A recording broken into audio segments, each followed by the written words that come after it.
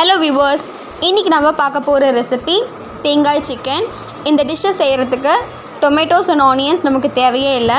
வாங்க இப்போ எப்படி செய்யறதுன்னு வீடியோக்குள்ள போய் பார்க்கலாம். அதுக்கு முன்னாடி இந்த மாதிரி டிஃபரண்டான and டேஸ்டியான ரெசிபீஸ் நீங்க மிஸ் பண்ணாம பார்க்கணும்னா எங்க சேனலை சப்ஸ்கிரைப் பண்ணுங்க and bell பட்டனை மறக்காம கிளிக் பண்ணுங்க. தேவையான பொருட்கள்: சிக்கன் 1/2 கிலோ, துருவிய தேங்காய் 1 கப், இஞ்சி 10 கிராம், பூண்டு 20 பல்லு, சோம்பு 1 டேபிள் ஸ்பூன், மஞ்சள் தூள் 1 டேபிள் ஸ்பூன், வரமிளகாய் தூள் 2 டேபிள் ஸ்பூன், நெய் 2 table spoon, cooking oil 2 table spoon, கறிவேப்பிலை, கொத்தமல்லி தழை, தண்ணீர், உப்பு தேவையான அளவு. இப்போது தேங்காய் 1 கப்பு, இது ஒரு சின்ன மூடி தேங்காவை துருவி எடுத்திருக்கேன், இதை சேர்த்துக்கலாம். சோம்பு 1 டேபிள் ஸ்பூன், இஞ்சி 10 கிராம், பூண்டு 20 பல்லு, இதை தண்ணி சேர்த்து நல்லா நைஸாக அரைச்சிக்கலாம். இப்போது நான் ஒரு பாத்திரத்தில் 1/2 கிலோ சிக்கனை நல்லா க்ளீன் பண்ணி எடுத்து வச்சுருக்கேன். அதில் நம்ம அரைச்சி வச்சுருக்கிற பேஸ்ட் இருக்குது இல்லைங்களா, அதை சேர்த்துக்கலாம்.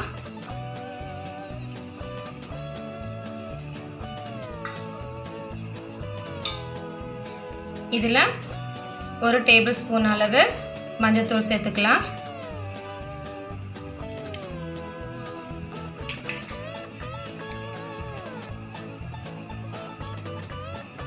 வரமிளகாய் தூள் 2 டேபிள் ஸ்பூன் அளவு சேர்த்துக்கலாம்.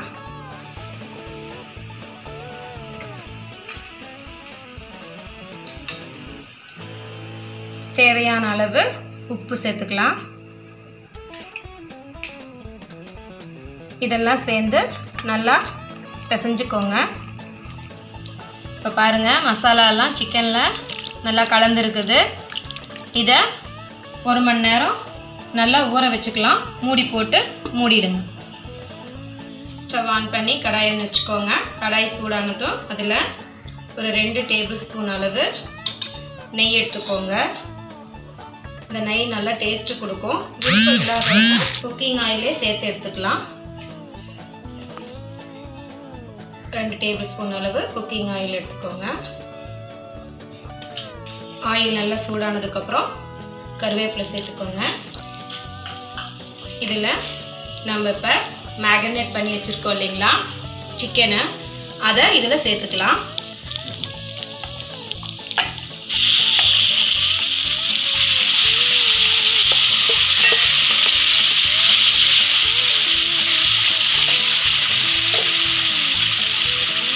சிக்கன் வேகிற அளவுக்கு தண்ணி சேர்த்துக்கோங்க.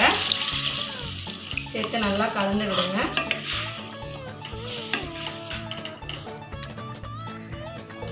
இப்போ இதை ஒரு மூடி போட்டு 10 to 15 மினிட்ஸ் நல்லா வேக வச்சு எடுத்துக்கலாம்.